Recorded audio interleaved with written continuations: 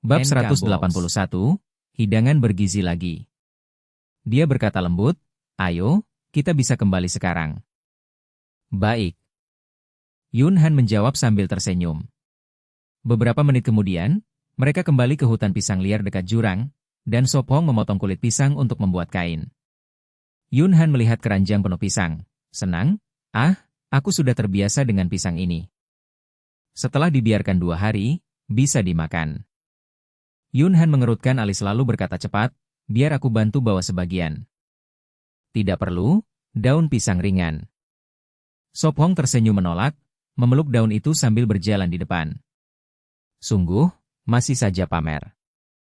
Yun Han manyun dan mengejarnya. Mereka berjalan kembali di jalan yang sama, kali ini butuh setengah jam untuk tiba di perkemahan. Sop Hong meletakkan daun pisang di samping dinding batu dan menatap tempat berlindung baru. Apakah hari ini kau ingin mulai membangun atap? Yun Han membantunya menurunkan keranjang, yang masih berisi banyak pisang, 1 tandan lebih dari 20 buah kecil. Baik, aku akan memasak makan siang. Yun Han mengangguk patuh dan berbalik menuju tempat berlindung. Hari ini biar aku yang masak. Sop Hong memanggilnya. Yun Han berhenti, terkejut, kau yang masak makan siang? Ya, hari ini aku yang masak. Sop Hong tersenyum ringan, menepuk dahinya dan berkata setengah bercanda. Apakah itu mengejutkan? Dia ingin membuat sup bergizi, tapi belum bisa memberitahu gadis itu, terutama dengan kamera yang merekam. Jadi kau merebut pekerjaanku. Yun Han menggoda. Kalau begitu kau bisa istirahat sebentar. Sop Hong tertawa. Tidak, kalau kau masak, apa yang harus kulakukan? Yun Han manyun, tidak senang.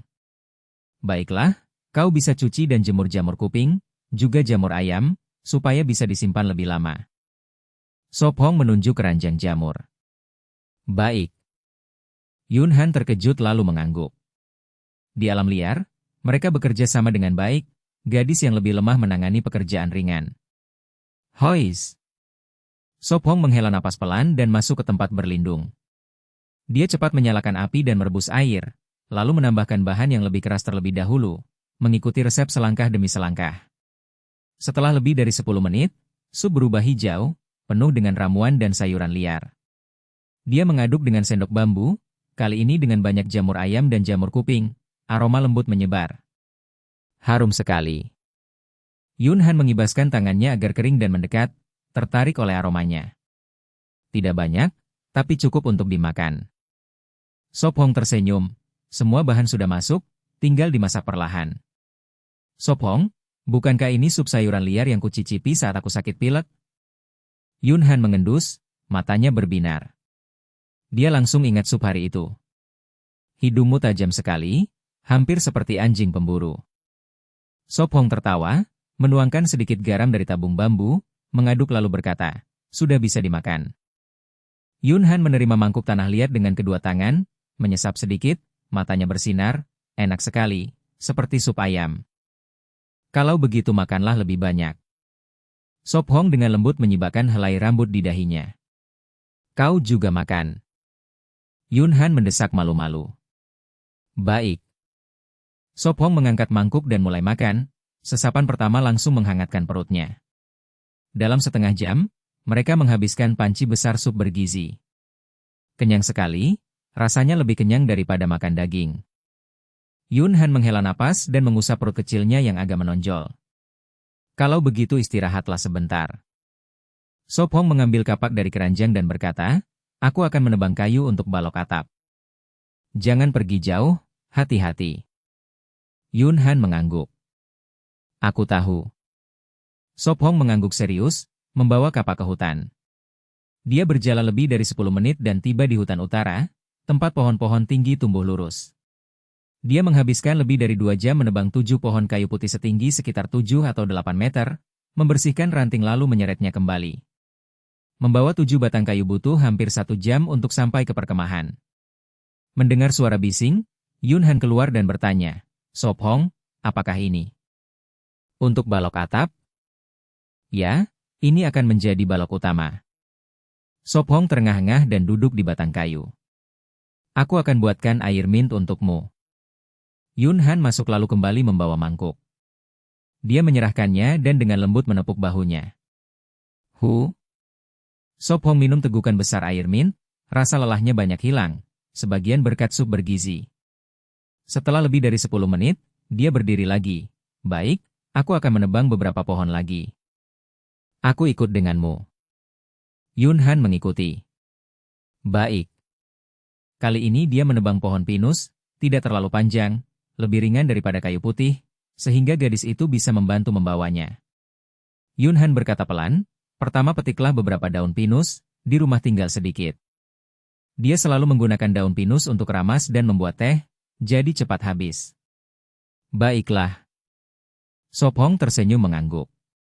Gadis itu bertugas memetik daun pinus, sementara dia menebang pohon dan membersihkan ranting. Sinar matahari mulai tidak terlalu terik, waktu pun berlalu cepat. Menjelang matahari terbenam, dia menebang cukup kayu. Mereka menghabiskan hampir 1 jam dan, sebelum gelap, membawa semua kayu ke perkemahan. Lebih lama dari yang kukira. Sop Hong menghela napas. Dengan semua kayu siap, besok mereka bisa membangun rangka atap, dan dalam beberapa hari pindah ke tempat berlindung baru. Bab 182, itu akan canggung sekali. Cuit, cuit. Kicau burung bergema di hutan. Sop Hong dan Van Han menggosok gigi di tepi parit air. Sop Hong, sarapan mau apa? Ujar Van Han samar sambil menyikat gigi. Usai berkumur, Sop Hong menjawab tenang. Mari memanggang daging madu, sudah lama kita tidak barbeque. Baik, aku masak semangkuk sup sayur liar, pagi ini kita makan itu. Van Han mengangguk lalu berkumur dengan cangkir keramik. Setelah beres, Sop Hong berdiri di depan persembunyian baru, menatap dinding batu gelap dan membayangkan rangka atap. Baik, jangan dibuat rumit. Ia memilih atap rangka A karena sederhana dan tidak menampung air saat hujan.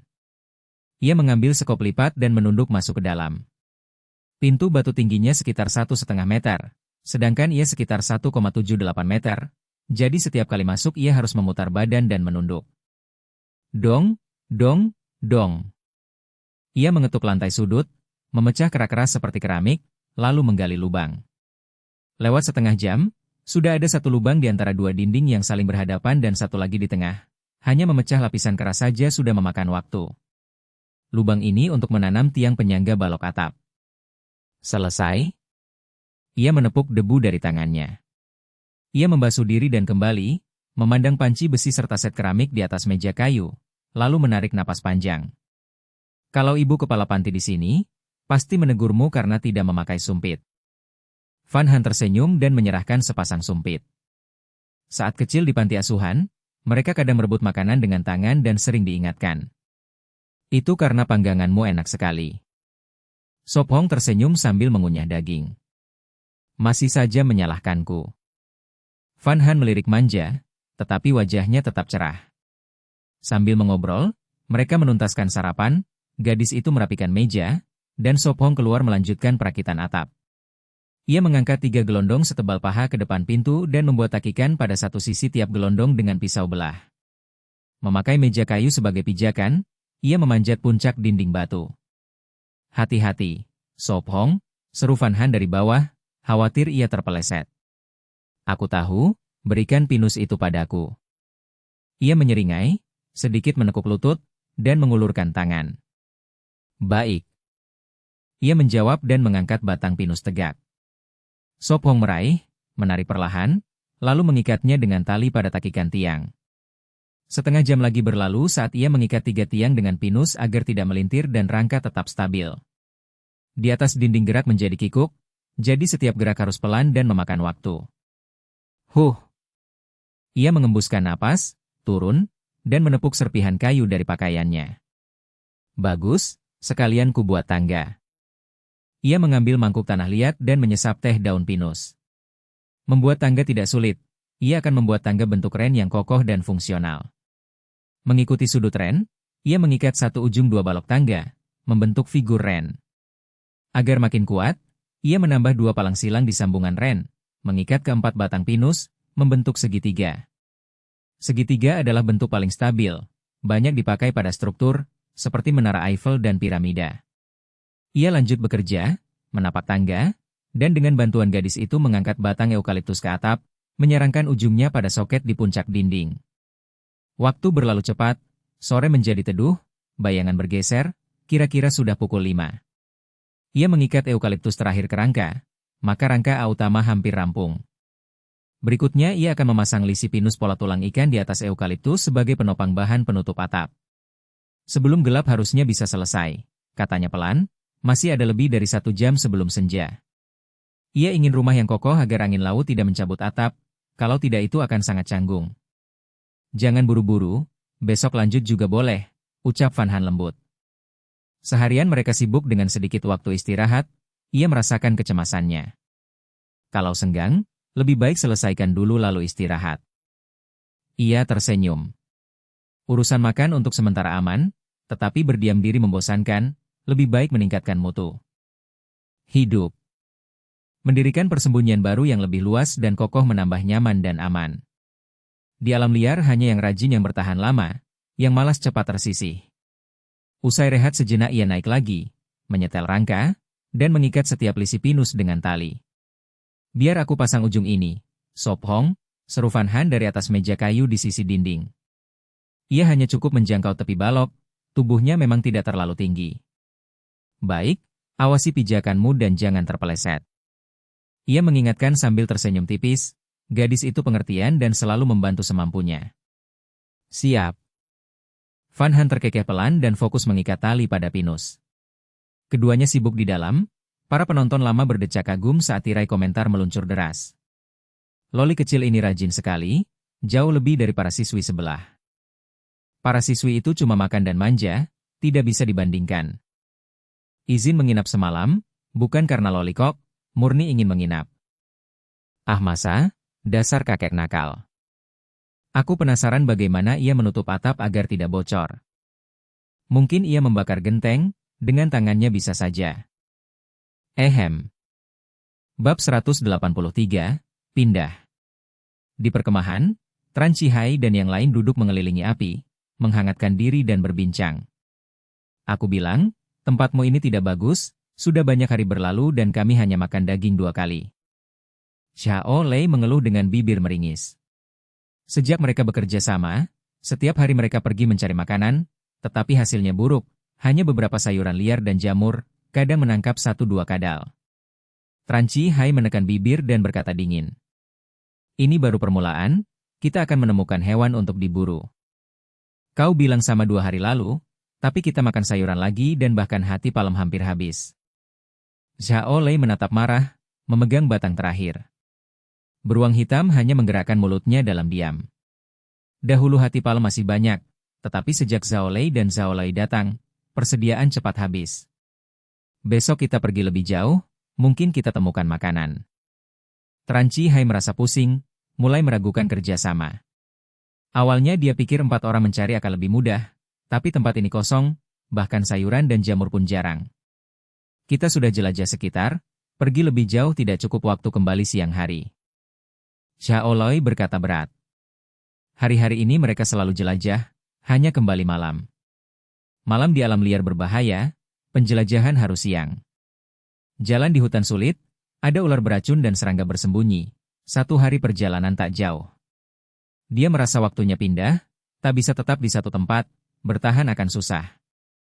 Hewan liar juga terus berpindah untuk mencari padang rumput. Beruang hitam membuka mulut tapi diam. Pindah lagi? Baru saja datang, sekarang harus pergi? Xiao Lei terkejut. Kita ke sini untuk bertahan hidup atau pindah rumah? Xiao Lei mengerutkan dahi. Tempat ini tidak ada sumber lagi, untuk makan daging kita harus ke tempat lain lebih kaya. Tran Chihai berkata tenang. Xiao Lei menatap tegas. Kemana? Bagaimana kau tahu kita akan temukan daging? Kemana saja, lebih baik daripada menunggu di sini. Tran Chihai berkata dingin. Hari-hari tanpa daging membuatnya gelisah, hampir lupa rasanya. Zhao Lei dan Zhao Lei terdiam, masih ragu meninggalkan titik awal. Kalau kita tetap di sini, hanya makan sayuran dan jamur, paling 1 bulan, tidak lebih. Beruang hitam berkata datar. Tran Chihai tersenyum tipis, mundur untuk maju. Kalian boleh tinggal, kami akan pindah. Dia sudah memutuskan, besok pagi akan berangkat mencari tempat kaya sumber. Zhao Lei dan Zhao Lai saling pandang. Baik, kita pindah bersama, sudah pilih kerja sama kita harus berbagi susah senang. Zhao Lai berkata tegas. Ya, lebih banyak orang lebih besar peluang hidup. Zhao Lei mengangguk. Mereka enggan berhenti bekerja sama, walau tanpa daging, hidup lebih mudah dari sebelumnya. Mungkin tempat lain lebih baik. Jadi kita kemana? Zhao Lai menjilat bibir, menatap batang palem di tangan saudaranya, masih lapar. Tran Chihai tidak bicara, menoleh ke beruang hitam. Ke timur, di sana tanah lebih rendah, mungkin ada air. Beruang hitam berpikir keras. Dia pernah jadi tentara khusus, pengetahuan bertahan hidupnya melebihi mereka. Untuk hidup lama di alam liar, air paling penting, dengan air peluang makanan lebih besar, semua hewan butuh minum. Kalau begitu ke timur. Tran Chihai tersenyum miring, mata hitam berkilat. Dengan air, mungkin mereka temukan kelompok lain dan bisa dapat makanan. Di ruang kontrol, Hamin dan yang lain menonton keempatnya di layar. Mereka akan pindah lagi, tak pernah tenang. Sofeng dan gadis kecil juga di timur, meski jauh, mungkin bertemu. Semua terdiam. Dengan keadaan mereka, pindah adalah pilihan terbaik. Wang Lin berkata tenang. Kalau dirinya, juga akan pindah, mencari tempat lebih baik. Wu Tingyu penuh iba. Dibanding Sofeng dan gadis kecil, mereka sungguh menyedihkan. Wang Lin menekan bibir, menahan kata. Sofeng dan Han Han tak bisa dibandingkan. Sejak awal mereka membuat sikat gigi, sabun, dan benda aneh. Bab 184, maka aku akan mengajarimu. Kita bisa makan agak terlambat. Yun Han meletakkan panci besi di meja kayu, cepat menata mangkuk dan sumpit. Segera. Su Feng menjawab pelan, masih menggosok kulit pisang yang direndam. Dia merendamnya pagi tadi untuk dijadikan serat pakaian. Makan segera, dingin jadi tidak enak. Yun Han lembut mendesak. Aku datang. Su Feng tersenyum, menggoyang air dari tangannya, lalu duduk di kursi. Mereka duduk dengan sup daging rusa panas, sup rumput laut dengan setengah ikan dan kerang segar, serta mangkuk kecil saus stroberi liar. Beberapa hari lagi mari kumpulkan kerang untuk dikeringkan, buat musim dingin. Yun Han berkata sambil mengunyah. Ya, dan bawa bambu. Kalau ada makanan pokok lebih baik. Yun Han melihat daging, teringat nasi atau mie. Makanan pokok. Su Feng bergumam. Lalu berkata, setelah tempat tinggal jadi, kita menjelajah lebih jauh, mungkin temukan tanaman sebagai makanan pokok. Dia sudah punya ide, jika temukan tanaman itu, akan ada makanan pokok. Baiklah. Yun Han tersenyum. Yun Han, aku ajarkan memanah. Su Feng melihat busur di pintu. Mau belajar? Dia pikir dia perlu latihan setelah makan bergizi, kalau tidak tubuh tak kuat. Makanan dan obat berbeda, satu lambat, satu cepat. Dia juga ingin dia belajar memanah, untuk pertahanan. Matanya berbinar, dia menjawab bersemangat, bagus. Maka aku ajarkan. Su Feng tersenyum. Dia mengambil papan, menggambar lingkaran dengan arang, menggantung di semak berduri 5 meter jauhnya. Perhatikan baik, aku tunjukkan sikap. Dia tersenyum, mengangkat busur, membidik. Wos. Wajah Yun Han memerah, melihatnya berkata, Su Feng, kau tampak kuat sekarang. Dia mengibaskan rambut sombong, bagian paling keren masih nanti. Sejak kapan kau sehebat ini? Yun Han bertanya kagum. Dia tersenyum bangga, aku selalu sehebat ini. Yun Han memutar mata, sedikit menawan saja sudah sombong. Baik, coba kau. Dia berhenti bercanda. Yun Han mengambil busur, menarik sedikit, terkejut, sulit, hanya segini bisa. Latih lebih sering, nanti bisa. Dia mendorong. Begini benar? Dia bertanya. Saat menarik perhatikan 3 keseimbangan. Pergelangan lurus, tangan belakang rendah. Dia memperbaiki posenya. 3 keseimbangan berarti pergelangan, siku, bahu sejajar. Begini? Dia menggigit bibir, tangan bergetar. Ya, tahan napas sebelum lepas. Dia menjelaskan. Tarik stabil, bidik, tahan napas, lalu lepaskan. Untuk akurat perlu latihan, seteguh gunung. Dia lakukan, bidik, tahan, lepas. Wos. Wos wos wos. Dia menembak lebih 10 panah, hanya 1 kena pinggir. Dia menggoyang pergelangan, manyun, terlalu meleset, hanya 1 kena. Ikuti aku, latihan akan mudah mengenai. Su Feng memegang tangannya, memijat pergelangan, berkata, istirahat dulu. Baik. Dia memerah, membiarkan dipijat. 15 menit kemudian. Lagi. Dia berkata bersemangat. Dia mengangkat busur, ingat kata-katanya, sejajarkan, bidik. Wos. Panah menancap di tepi atas papan, kena sekali coba. Cepat sekali kemajuanmu. Su Feng memuji. Dia tahu dengan lebih tenaga panahnya kena tengah, tapi dia lemah. Hehe, aku mengerti, hanya lemah. Yun Han tertawa, menggoyang pergelangan. Sudah sangat bagus. Su Feng berkata lembut, cukup hari ini, besok lanjut. Aku ingin berlatih lagi. Dia lanjut. Di layar, komentar muncul. Loli kecil hebat, cepat akurat. Tak ada istimewa, jarak dekat aku bisa juga. Dia baru 16 tahun, tapi kau tampak 40 di foto. Kurasa dia dari Dunhuang. Bagus, memaki tanpa kata kasar. Tuan, apa arti kata itu? Aku tak paham. Banyak mural Dunhuang, alami sendiri. Bab 185, bagus sekali. Ungkapan, mengapa kamu begini aku, sebenarnya berasal dari drama Balalat The Fairies, di mana Pangeran Noah salah ucap dan jadi bahan ejekan. Dijuluki Istana Peri Ajaib versi dialek, cepat menyebar dan melahirkan banyak variasi lucu seperti, mau buahmu, gadis hujan tanpa melon. Pagi hari, sinar matahari masuk ke hutan bambu. Setelah sehari dijemur, irisan mangga setengah kering. Sehari lagi dan hampir selesai. Liu Yetu membalik irisan dan berkata dingin, 2 orang menyebalkan itu tidak datang kemarin? Liu Yemeng mengunyah dan bergumam, lebih baik tidak datang, tidak bikin jengkel. Kamu terus makan, nanti habis semua. Liu Yetu marah. Tidak, masih banyak. Liu Yemeng tersenyum, menelan, lalu mengambil lagi. Kamu makan lagi, aku lihat. Liu Yetu menyipitkan mata. Ah. Tidak, tidak ada. Liu Yemeng menutup mulut dan menggeleng. Lepaskan tangan. Liu Yetu memerintah. Liu Yemeng menurunkan tangan tapi pipinya tetap menggembung. Buka mulut. Liu Yetu berkata. Pagi cantik. Tiba-tiba muncul Li Huaan dan Zhang Zhenhua. Kenapa datang lagi?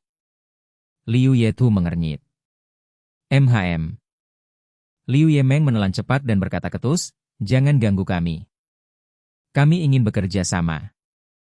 Zhang Zhenhua tersenyum lalu terkejut. Kami punya tikus bambu. Ah. Bagaimana kalian punya begitu banyak mangga? Li Huaan melotot, mencium aroma.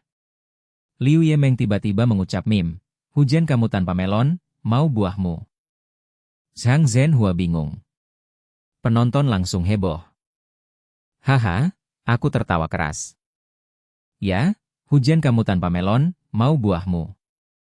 Haha, Liu Yemeng, kamu begini aku.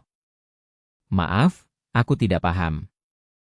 Kalau tidak paham, ikuti, Balala Energi, OTA ke kartu. Li Huaan gemetar, hampir tertawa, mencubit paha. Liu Yetu juga menahan tawa. Uhuk. Ya, barang bagus harus dibagi. Li Huaan mengangguk. Kalau begitu bagi setengah hutan bambu kalian. Liu Yetu mengejek. Uhuk, kalau begitu tukar saja, tikus bambu kami untuk mangga kalian. Zhang Zhenhua mengangkat seekor tikus bambu kecil. Ya, tikus tukar mangga, adil. Li Huaan setuju. Kenapa kalian begini aku? Tidak tahu malu. Liu Yemeng marah, memegang busur. Di depan ada 3/4 keranjang penuh mangga kering. Kalian kira kami bodoh? Wajah Liu Yetu gelap. Penonton juga protes. Dua orang ini menjijikan, seekor tikus kecil tukar satu keranjang? Menurutku wajar, daging tikus lebih mahal dari mangga. Zhang Zhenhua menurunkan tikus. Li Huaan memutar mata dan tersenyum. Bagaimana kalau kalian bilang lokasi pohon mangga, kami tukar tikus? Tidak mungkin, kalian mati. Kakak, biar aku selesai. Liu Yemeng berteriak, tapi Liu Yetu menutup mulutnya. Liu Yetu memaksa tersenyum. Sepakat, tapi beri tikus dulu. Li Huaan dan Zhang Zhenhua saling pandang, lalu mengangguk. Mereka punya 7-8 tikus, makanan cukup. Baik, aku percaya gadis cantik. Zhang Zhenhua menyerahkan tikus. Ayo, kita petik mangga. Dia menarik Li Huaan pergi. Melihat mereka pergi, Liu Yetu tersenyum kaku, puas. Kakak, bagus sekali. Liu Yemeng bersorak, mengangkat tangan hendak bertepuk. Plak. Kau pikir mereka akan marah saat melihat pohon tanpa mangga? Liu Yemeng tertawa. Kenapa harus? Mereka bilang tikus tukar lokasi, aku tidak bilang pohon yang mana. Liu Yetu menjawab tenang. Kamu cari masalah. Liu Yetu memutar mata. Ayo. Dia melambaikan tangan, menunduk melihat tikus, dan berbisik, hari ini ada daging lagi, tidak sangka masih bisa makan tikus bambu. Aku masak air, siapkan. Liu Yemeng berlari. Penonton kembali ramai. Haha, aku ingin lihat wajah mereka di pohon kosong. Ya, ayo. Aku hanya bilang, bagus sekali. Bab 186, Bibir Bunga Busuk. Sop Hong dan Fan Han duduk di tepi parit, menggosok gigi dan berkumur. Fan Han meludah, membuka mulut lebar dan bertanya, Sop Hong, apakah gigiku bersih? Apakah putih? Ngongo. Sop Hong menggembungkan pipinya, mendekat memeriksa giginya, lalu meludah dan tersenyum. Sangat putih dan bersih. Baguslah. Fan Han tersenyum lembut, berbalik membawa alat cuci kembali ke tempat persembunyian. Di alam liar, selain makanan dan kehangatan, kebersihan mulut juga penting, terutama bagi gadis, jika diabaikan bisa bau mulut. Sop Hong selesai cuci muka, mengambil sikat gigi kembali ke tempat, gadis itu sudah menyiapkan sarapan. Hari ini mereka berencana keluar, memotong rumput kering dan membawa tanah liat, bersiap membangun atap. Sop Hong, pagi ini makan daging babi atau rusa? Ada juga ikan dan sosis. Fan Han menyalakan api, air di panci belum mendidih, gelembung kecil muncul di dasar. Apa saja boleh. Sop Hong tersenyum, membiarkan pilihan padanya. Kalau begitu babi. Fan Han bersenandung kecil, memasak sambil bernyanyi. Kalau begitu aku potong rumput liar. Sop Hong mengambil kapak, siap berangkat. Baik, hati-hati. Dia mengingatkan. Aku tahu. Sop Hong tersenyum, mendorong semak dan masuk hutan. Tempat ini sepertinya baru. Dia melihat sekeliling, di belakang pohon ada tumpukan batu. Dia memotong dahan, memukul semak untuk berjaga ular. Ah, di sini ada bibir bunga busuk. Matanya berbinar, dia mendekat. Di depannya 7 atau 8 semak, masing-masing lebih dari 2 meter, dengan banyak cabang hijau penuh daun. Daunnya mirip daun goji, tapi bergerigi dan lebih besar. Bagus, hari ini bisa coba hal baru. Dia tersenyum, memotong cabang muda. Tak lama, dia sudah punya ikatan besar. Cukup. Dia ikat, lalu memotong rumput kering. Setelah setengah jam, dia membawa rumput dan bunga busuk kembali. Gadis itu melepas panah bambu, jatuh ke tanah. Masih kurang, coba lagi. Dia bergumam, lalu melihat Sop Hong, tersenyum, kau kembali, cuci tangan dan makan. Baik. Sop Hong tersenyum, meletakkan rumput, mencuci tangan dengan tanaman. Itu bibir bunga busuk? Dia bertanya ragu. Ya, siang ini kita buat kue kacang hijau. Dia tersenyum. Di panti asuhan, kepala sekolah memakai daun ini untuk membuat kue kacang hijau bagi anak-anak. Mereka pernah melihat. Hebat, sejak keluar aku belum makan lagi. Matanya berbinar bahagia. Sarapan dulu, baru kita masak. Dia mengibaskan air dari tangannya. Tersenyum, dia juga rindu. Aku ingat butuh air abu, biar aku siapkan. Dia berlari girang ke tempat persembunyian. Air abu harus diendapkan, hanya bagian jernih dipakai. Biarkan mengendap, kita makan dulu. Dia tersenyum, dia sungguh merindukan kue itu. Baik. Dia menjawab, menaruh kendi dan duduk makan. 20 menit kemudian, selesai makan, dia berdiri mencuci panci. Di ruang siaran langsung, orang-orang berbicara. Apa yang dilakukan Sop Hong? Mereka bilang pakai daun buat kue, aneh. Kue kacang hijau? Di alam liar? Itu daun bunga busuk, di desa saya dipakai. Aku sudah siapkan bahan, kalau berhasil aku coba. Aku didihkan air dulu. Van Han membawa setengah panci air jernih, menggantung di api. Kletek-kletek. Air mendidih, Sop Hong menuang ke kendi berisi daun. Air panas melunakkan daun. Mulai aduk. Van Han bersemangat mengaduk dengan tongkat kayu. Segera daun hancur. Setelah beberapa menit, daun hancur lumat, air jadi hijau gelap dan kental. Sekarang saring.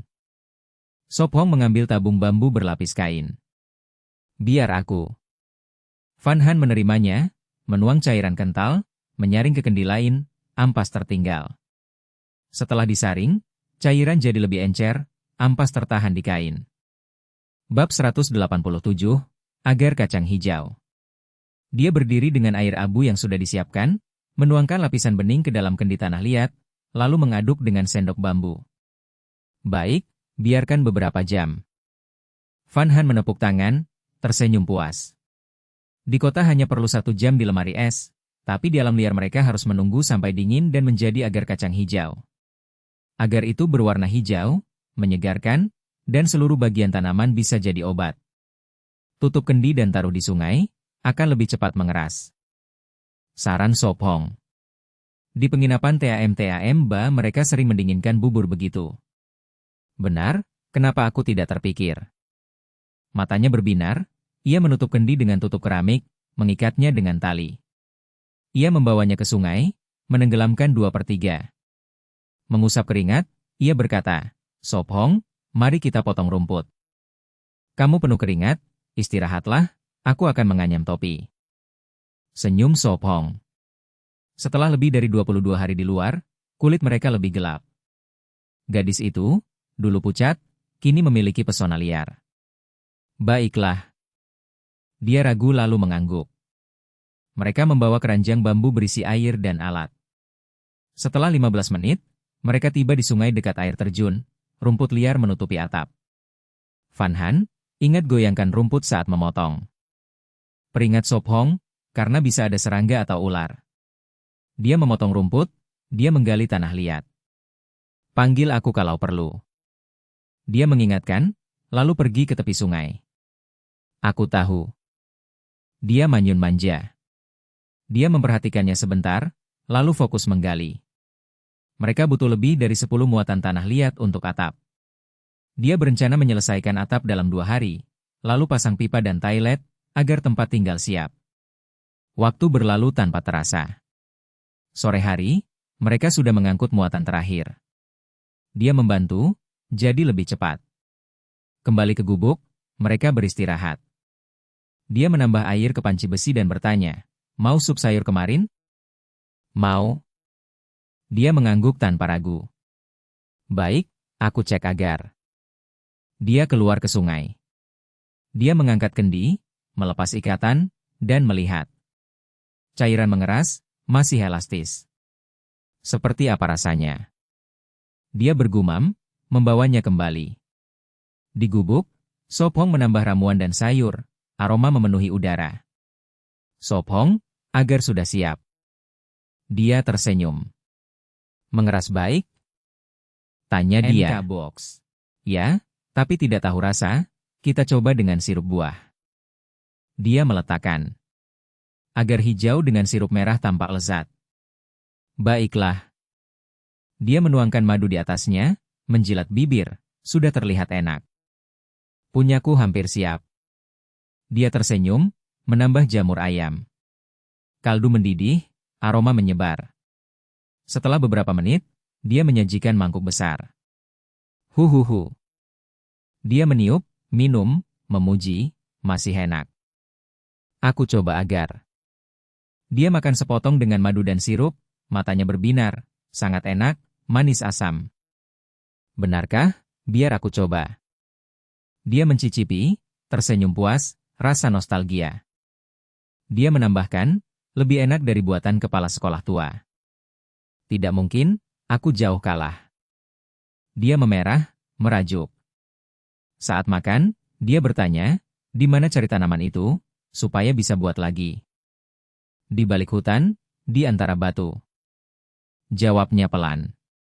Bab 188, biarkan aku memotong rambutmu. Mereka tiba di tempat perlindungan baru, tanah dipenuhi gundukan tanah liat kecil, dengan ikatan jerami kering dan daun pisang menumpuk di samping. Suo Feng, apa yang harus kita lakukan sekarang? Tanya Yun Han pelan. Daun-daun pisang ini harus dijepit dengan 2 batang bambu, baru bisa dipasang di atap. Suo Feng memberi petunjuk lirih. Daun pisang adalah bahan tahan air yang sangat baik, meski kering tidak membusuk, bisa bertahan berbulan-bulan tanpa masalah. Biar aku membantu. Yun Han mengangkat tangannya dan berkata, aku akan memahat bambu, kau jepit daunnya. Kata Suo Feng sambil memegang pisau. Serahkan padaku. Jawab Yun Han tegas. Krek-krek. Suo Feng memahat bambu, tugas ini tidak butuh ketelitian, segera cukup untuk menjepit daun. Mereka menaruh daun di antara bambu, selesai dalam setengah jam. Selanjutnya, mari kita olah tanah liat. Suo Feng tersenyum. Ia melepas sepatu, membuka jerami, menaburkannya di tanah liat, lalu menginjaknya dengan telanjang kaki, menekan jerami ke dalam. Menambahkan jerami meningkatkan kekuatan tarik, seperti baja dalam beton, memakai serat tanaman. Ini membuatnya kokoh, tahan hujan, seperti akar yang menahan tanah. Kelihatannya menyenangkan. Yun Han tertawa, ikut melepas sepatu. Plop-plop. Suara aneh keluar dari lumpur. Setelah lebih dari setengah jam, Yun Han tidak tertawa lagi, wajah tegang mengulang gerakan. Angkat kaki, injak turun. Suo Feng melihat bibirnya terkatup, tersenyum, istirahat sebentar, cukup untuk sekarang. Separuh tanah liat sudah tercampur dengan jerami, siap menutup atap. Aku bantu bawa bahan. Yun Han menggosok kakinya pada jerami untuk membersihkan. Baik. Suo Feng mengangguk, membawa daun naik tangga. Atap butuh 3 lapis, bawah dengan daun menutup celah, lapisan awal tahan air. Lapis ketiga akan memakai jerami tebal, jadi penghalang terakhir, cukup pada tagar air tidak merembes, sisanya diserap tanah liat. Cara ini mirip rumah pedesaan, memakai jerami dan tanah liat. Malam tiba, udara makin dingin. Suo Feng berdiri di dinding batu, memegang tali terikat pada keranjang bambu di bawah. Yun Han membungkuk, menyekop tanah liat sampai penuh. Selesai? Katanya. Baik. Suo Feng menarik perlahan, mengangkatnya ke atap. Ia mengikat daun kerangka, lalu menutup dengan tanah liat. Segera habis, ia melempar keranjang. Yun Han, habis. Baik. Jawabnya, mengisinya lagi. Ia menatapnya di atap, sambil menginjak tanah liat bercampur jerami. Dalam 2 hari kita bisa menempati rumah baru. Ia tersenyum. Ia menyukai tempat itu. Luas, dinding batu kokoh memberi rasa aman, beda dengan gubuk daun. Saat matahari hilang, setengah atap sudah tertutup. Suo Feng berdiri, menghela napas, besok sehari lagi selesai. Senja menghilang. Yun Han memutuskan mandi malam itu, membersihkan diri dengan sabun. Mengerti? Jawabnya turun tangga. Besok cukup 1 hari lagi selesai? Tanya Yun Han menatap ke atas. Rumah baru memberi rasa aman, setidaknya makan tidur tenang. Ia yakin segera punya pakaian hangat. Tubuhmu penuh lumpur, mandi dulu. Suo Feng mengoles tanah di wajahnya seperti kumis. Suo Feng, kau jahat. Teriak Yun Han, ikut mengoles. Kucing kecil, kau tak bisa menangkapku. Suo Feng tertawa lari. Menjijikan, jangan lari. Teriak Yun Han. Mereka bermain lalu kembali ke dalam. Dengan wajah kotor, ia menyalakan api memanaskan air. Suo Feng melepas tanah liat dari wajahnya, sisa leluconnya. Suo Feng. Panggil Yun Han. Ada apa? Tanyanya. Yun Han berkata pelan, rambutmu penuh lumpur, biar aku mencucinya. Baik. Suo Feng tersenyum. Kupikir harus dipotong, sudah panjang. Ia memiringkan kepala. Memang agak panjang. Ia menyibakkan rambut sampai hidung. Sudah panjang sejak sebelum masuk hutan, tidak pernah dipotong. Maka malam ini kupotong lalu kucuci. Yun Han tersenyum, memegang pisau. Bab 189, aku akan sangat lembut. Kenapa kau menghindar? Ini bukan pertama kali aku membantumu memotong rambut. Yun Han mengerucutkan bibirnya marah. Mata Su Feng berkedut, ia berbicara canggung. Mungkin benar, tapi sebelumnya kita hanya pakai gunting, kali ini dengan kapak adalah pertama. Yun Han mengayunkan kapak ringan, tersenyum. Tenang saja, akan ada kali kedua, bahkan ketiga. Menurutku rambut panjang sebenarnya bagus. Su Feng menggaruk kepala dengan serius. Bisa menghangatkan saat dingin, mungkin lebih baik tidak dipotong. Rambut panjang tidak cocok untukmu, cuaca panas membuat tidak nyaman, dan mencucinya membuang sabun. Yun Han menyebutkan kekurangan, menghitung dengan jarinya. Mulut Su Feng berkedut, matanya berputar. Kau mengeluh? Ia pikir dia mengejek rambut panjangnya. Mungkin karena dulu dia bilang suka gadis berambut lurus panjang. Tidak sama sekali. Matanya berkilau dengan senyum. Su Feng menghela napas, menekan bibir. Kalau begitu potonglah. Dia berdiri di belakang, meraih segenggam rambut, mengangkat kapak dan membuat beberapa gerakan. Aku akan mulai, jangan bergerak. Yun Han berkata lembut, mengelus rambut, memotong perlahan di sudut yang tepat. Su Feng merasakan rambutnya bergoyang dengan pisau, kulit kepala menegang. Sakit? Yun Han bertanya dengan perhatian. Oh. Tiba-tiba dia berhenti, melirik panci besi di api, berbicara bersemangat. Aku punya ide, bagaimana kalau aku panaskan arang merah untuk memotong rambut logammu? Tapi dengan arang, hanya sedikit rambut bisa dipotong. Kalau tidak rambut akan terbakar, sangat berbahaya, bisa membakar seluruh kepala. Lupakan saja. Yun Han menjulurkan lidah nakal, lalu kembali serius memotong. Su Feng duduk di kursi kayu, kepalanya bergoyang setiap potongan, wajah menunjukkan ketidakberdayaan. Melihat kepalanya bergerak, Yun Han berpikir. Su Feng, kau pegang akar, aku pegang ujung, begitu tidak melukai kulit kepala dan lebih cepat. Karena jika dia sendiri, tarikan akan ke kulit kepala, sangat sakit. Baiklah. Dia memegang akar di dahi. Potong bagian ini lebih pendek. Yun Han bergumam sambil hati-hati memotong. Waktu berlalu, rambut jatuh semakin banyak. Setengah jam kemudian, dia berhenti, rambutnya yang dulu menutupi hidung kini pendek tegak, terlihat bersemangat. Saat itu, para pengamat melihat adegan itu. Menurutku terlihat bagus, jauh lebih cerah. Wu Qingyue berbicara serius, meski bahunya bergetar, membuatnya lebih meyakinkan. Uhuk-uhuk, keahlian tidak buruk. Wang Lin batuk, wajah aneh. Qi Weiting mengatupkan bibir, melihat layar, rambut Su Feng seperti digigit anjing, tapi matanya berkilau dengan senyum. Penonton langsung meledak komentar. Jujur saja, asal si Loli yang memotong, aku terima. Aku tidak peduli, Loli memotong rambut adalah yang tercantik. Benar, keahliannya bagus, pakai kapa masih bisa hasilkan ini sangat hebat. Mengingatkan pada salon rambut, tapi dia seperti penata gaya baru. Aku ingin mengundang Loli untuk operasi potong sia-sia. Su Feng menggaruk kepala, bagian terpanjang hanya sepanjang jari. Semoga saja baik. Dia bergumam pahit, di alam liar tanpa cermin, tidak tahu seperti apa dirinya.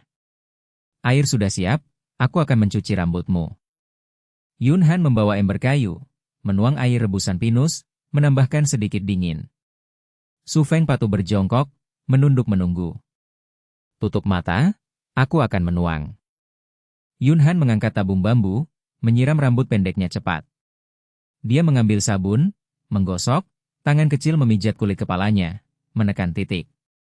Dia belajar teknik ini dari internet, menekan titik membuat tubuh rileks. Su Feng memejamkan mata menikmati. Setiap kali dia mencuci selalu teliti, jauh lebih baik dari dirinya. Sungguh kenikmatan. Beberapa menit berlalu. Baik, sekarang bilas.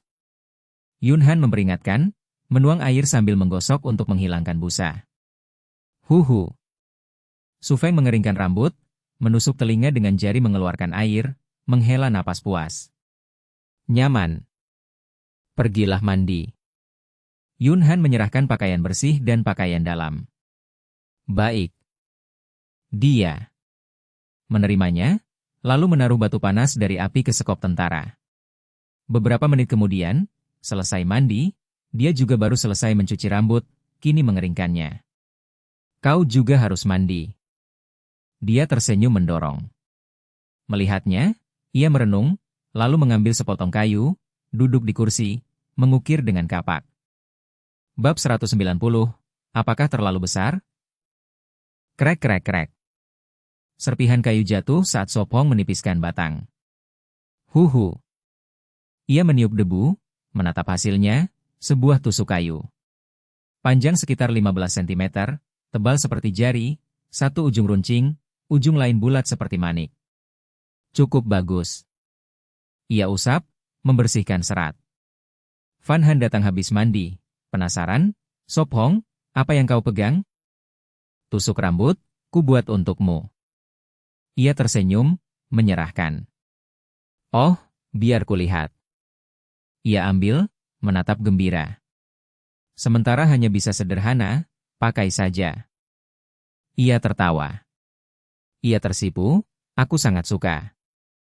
Ia tersenyum lembut, coba pasang, lihat apakah terlalu besar. Baik. Cantik sekali. Ia mengangguk. Maka aku pakai ini. Ia letakkan batang. Malam berangin dingin, rambut basah mudah sakit. Aku masak malam ini. Ia tersipu, mengangkat rambut, masuk dapur.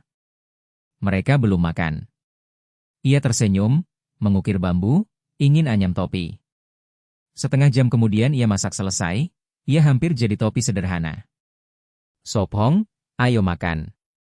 Ia tata mangkuk, isi sup panas.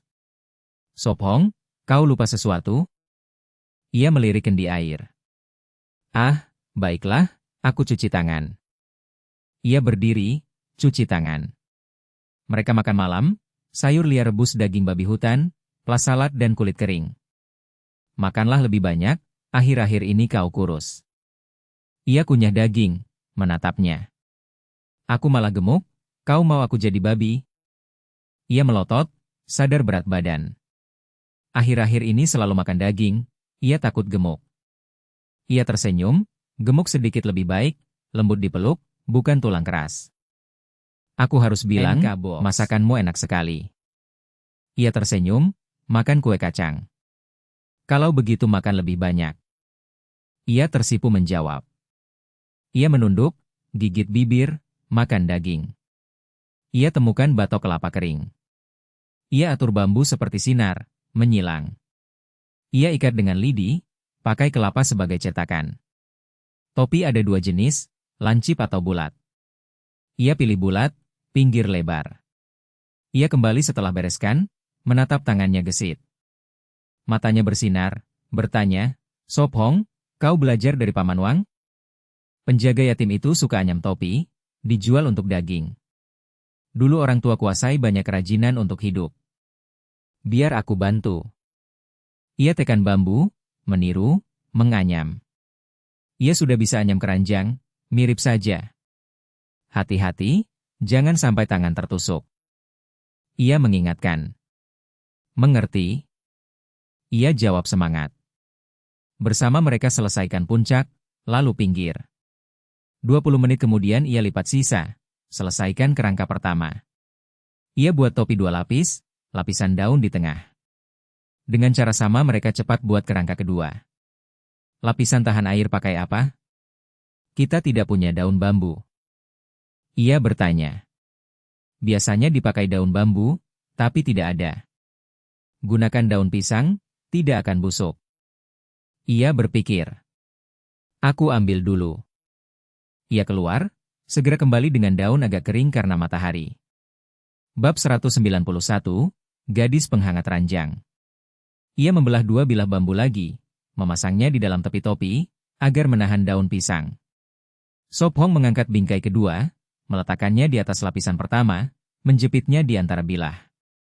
Lalu ia merobek kulit kayu selebar jari, menyelipkannya di celah untuk mengikat kedua lapisan, menutup tepinya rapat. Ia menemukan 2 tali rami, mengikat di sisi sebagai tali dagu, dan topi pun selesai.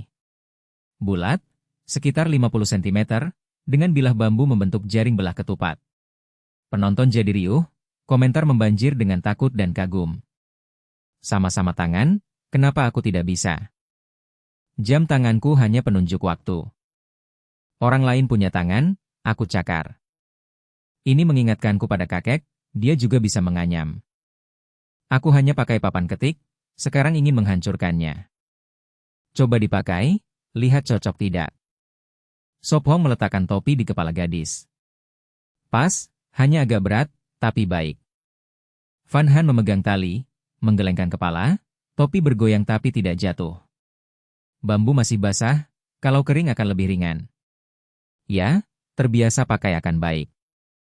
Katanya lembut, puas. Buat lagi, kamu juga bisa pakai. Van Han lembut berkata. Ia tersenyum, menolak, tidak perlu, aku suka kulitku lebih gelap. Van Han mengernyit lalu tertawa, kalau begitu kau jadi manusia liar. Pernah lihat manusia liar menganyam topi? Ia membalas. Hai, sekarang ada satu. Ia menutup mulut, tertawa. Mereka bercanda. Sesudah itu, gadis berlatih panah. Akurasinya naik, dari 1-2 dari 10, jadi 3-4. Sementara itu, Sop Hong mengerjakan bambu, membuka ruas untuk saluran air. Dengan pengalaman, ia cepat selesai. Sudah, kau harus tidur. Katanya, karena ia sudah lama berlatih. Ia cuci tangan, sikat, lalu masuk kantong tidur. Sop Hong, kau belum tidur? Tanya Van Han. Tidurlah dulu, aku kerja sedikit lagi. Jawab lembut. Kalau begitu tidur cepat. Ia berkata, lalu menyembunyikan kepala. Di luar, api penangkal binatang hampir padam, tinggal nyala kecil tertiup angin dingin. Tak melihat bahaya, ia ke tempat baru. Di sini juga harus pagar. Gumamnya. Di tebing batu ia kumpulkan kulit kayu eukaliptus, diikat, ditarik.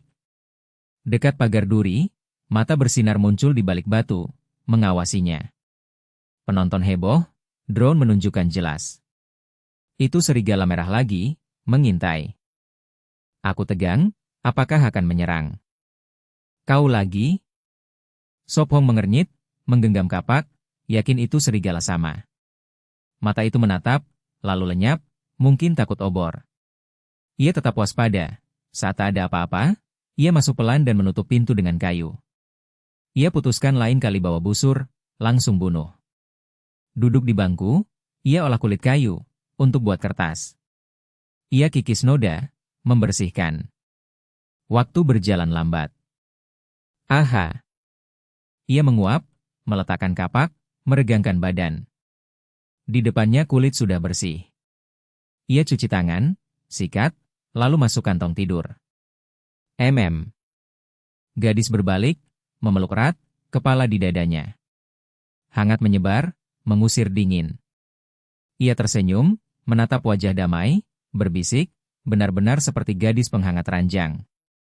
Lalu ia pejamkan mata, terlelap di selimut hangat. Bab 192, Keputusan Pindah. Pagi-pagi, burung-burung bising memulai hari yang riuh. Liu Yemng dan Liu Yetu bangun sangat pagi. Hari ini mereka bersiap pindah sehingga merapikan barang yang bisa dibawa. Kak, bawa ini juga. Liu Yemng mengangkat kursi bambu buatannya. Tidak. Liu Yetu menolak tegas. Terlalu berat, kita masih harus membawa mangga kering dan rebung. Ia menggeleng tegas. Kali ini tak diketahui berapa lama akan pergi, jadi barang yang tidak perlu tak boleh dibawa. Kalau begitu aku bakar saja. Liu Yemng meneguk, enggan meninggalkan apapun untuk mereka berdua. Bakar saja, dan hancurkan tempat berlindung ini saat kita pergi. Liu Yetu mengangguk, itu pilihan paling aman. Di samping mereka ada 2 keranjang bambu berisi mangga kering dan rebung. Setelah ragu, Liu Yemng melempar kursi ke api dan nyala cepat melahapnya. Aku masak sarapan sedikit, kita butuh tenaga di jalan. Liu Yetu menaruh air ke dalam panci besi dan mulai memasak. Aku masih ingat rasa tikus bambu kemarin. Liu Yemng mengatakan dengan polos. Kemarin mereka menukar tikus bambu dan merebusnya segera. Takut para pria berubah pikiran. Yang mengejutkan adalah Heli Hawaan dan TRNG Hawa tidak muncul. Kupikir semoga di tempat baru ada daging.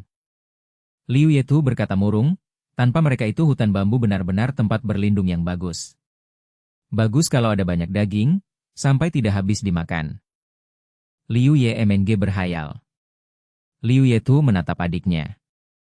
Jangan bermimpi siang bolong, cepat kumpulkan barang, simpan batu api dengan aman. Tahu. Liu Yemng meringis dan menyimpan batu api di saku jaket. Ayo, tidak ada lagi yang dibawa.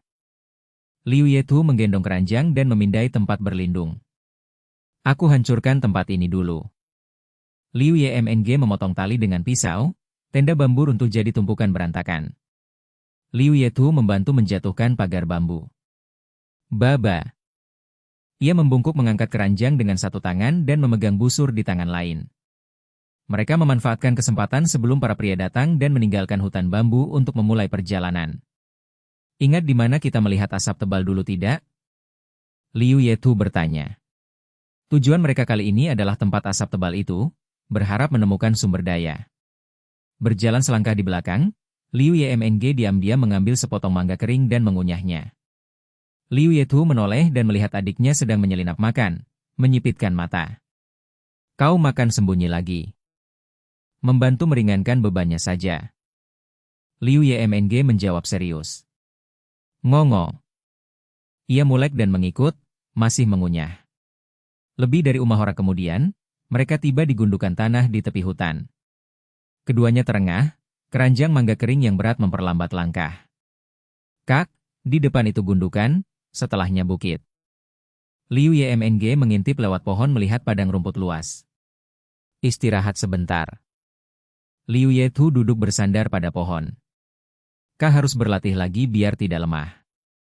Liu Yemng berseloroh. Liu Yetu menatap tajam pada adiknya. Aye. Malu, Liu Yemng meletakkan keranjang dan berjalan-jalan di sekitar. Jangan berlarian, hati-hati bertemu kawanan serigala merah. Liu Yetu memperingatkan, ingat pernah melihat mereka di sini. Aku cuma mau lihat. Liu Yemng melangkah pelan keluar hutan untuk melihat. Tidak ada serigala merah. Ia mengamati sekeliling, tak melihat jejak, lalu menghela napas lega. Setelah mengamati sebentar ia kembali. Nah, ada yang kamu lihat? Liu Yetu bertanya. Hanya beberapa rusa, tidak ada serigala, kita mau menyeberang langsung? Liu Yemng bertanya sambil melambaikan tangan. Tidak, terlalu berbahaya. Bagaimana jika kawanan muncul di tengah jalan?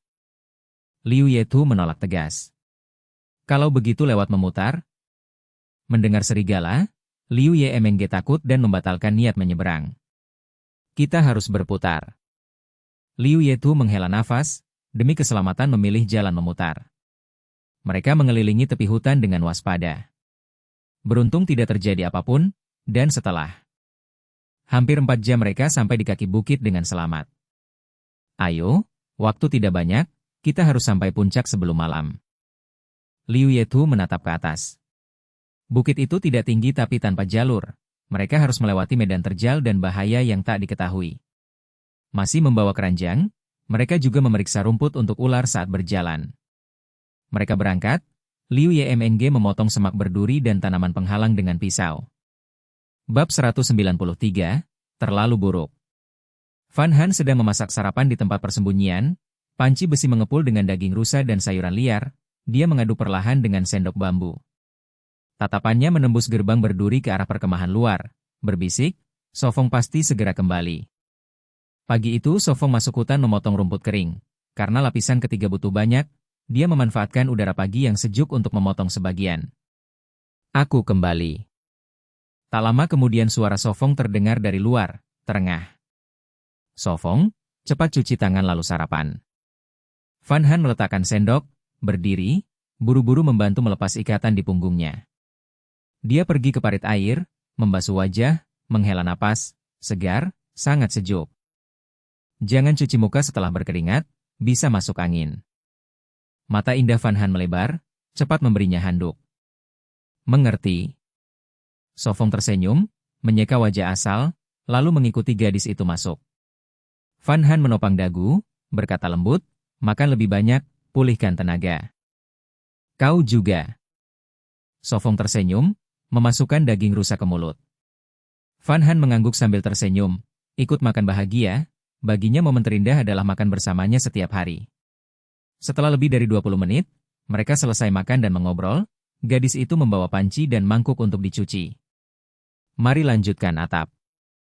Sofong berdiri, berjalan ke bangunan baru. Dia berencana menyelesaikan seluruh atap hari ini, lalu bisa mengerjakan hal lain. Dia mencampur sisa tanah liat dengan jerami, menginjak kuat. Biar aku bantu. Van Han berlari dengan topi lebar, menggulung celana, ikut menginjak lumpur. Setelah lebih dari 20 menit. Sofong, kau naik, biar aku yang injak. Van Han melambaikan tangan, menggigit bibir, menginjak kuat dengan kaki kecilnya. Baik. Sofong mengangguk, naik tangga ke atap. Tarik ke atas. Van Han memasukkan tanah liat ke keranjang bambu. Mereka bekerja kompak, keranjang demi keranjang naik, tanah liat cepat tersebar, menjelang siang lapisan kedua atap selesai. Huhu. Sofong menghela napas, keringat di kepala, menatap atap, tanah liat kemarin sudah kuat. Dengan trik seperti itu, hari ini bisa kering semua. Cukup. Dia bergumam, atap tak perlu dinaiki lagi, menunggu kering baru bisa diberi jerami lapisan ketiga. Dia turun perlahan, gadis itu sudah menyiapkan semangkuk air mint. Gluk-gluk. Sofong minum dari mangkuk keramik, tenggorokannya lembab. Setelah minum, dia merasa lebih baik, bahkan terasa manis, bertanya, kau menambahkan madu? Ya, supaya kau mendapat gula. Van Han tertawa. Enak sekali. Sofong berbisik.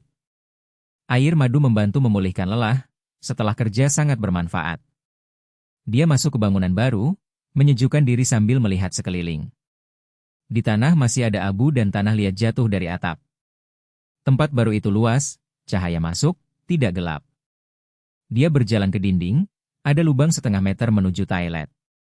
Toilet cukup besar, panjang dan lebar sekitar 1,5 meter, nanti mandi dan buang hajat di sana.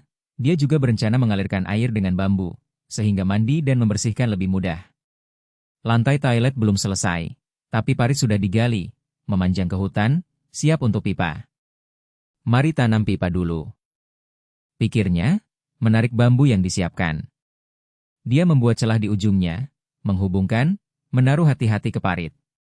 Lalu menutup dengan tanah liat, agar tidak lepas saat ditimbun. Coba uji aliran. Gumamnya, menuang setengah kendi air ke pintu masuk. Pipa bambu cukup tebal, hampir sebesar betisnya, biasanya tidak tersumbat. Namun untuk aman, dia ingin uji, supaya limbah tidak macet, itu akan repot. Dia menambahkan daun dan arang, lalu menuang kendi ke toilet. Setelah itu, dia pergi ke ujung pipa. Benar saja tanah basah, ada daun dan arang di samping.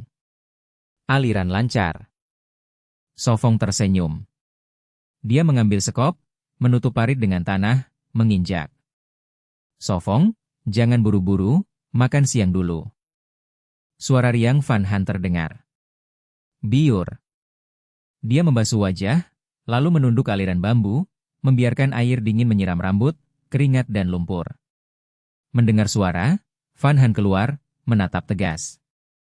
Sofong, begitu bisa sakit. Saat tubuh berkeringat, pembuluh melebar, sirkulasi cepat, tiba-tiba kena air dingin membuatnya menyempit, merusak pengaturan panas. Tubuh tak sempat menyesuaikan, mudah sakit. Bab 194, 2/3 selesai. Cepat keringkan air, hati-hati jangan sakit. Van Han menegur marah, wajah mungilnya yang halus penuh kekhawatiran. Baiklah. Sophong tersenyum lembut, mengangkat tangannya mengusap rambut pendeknya. Mereka kembali ke tempat persembunyian, gadis itu mengambil handuk menutup kepala Sophong, tangan kecilnya dengan hati-hati mengeringkannya. Sophong tersenyum pahit, membiarkannya, tahu dia takut ia jatuh sakit. Minumlah sup ikan. Van Han menaruh handuk, menuang semangkuk dengan sendok bambu. Sophong duduk di kursi kayu, mengangkat sup ikan dan menyeruput, berkata, harum sekali. Masih banyak lagi. Van Han mengangkat mangkuknya, menyesap sambil berbicara.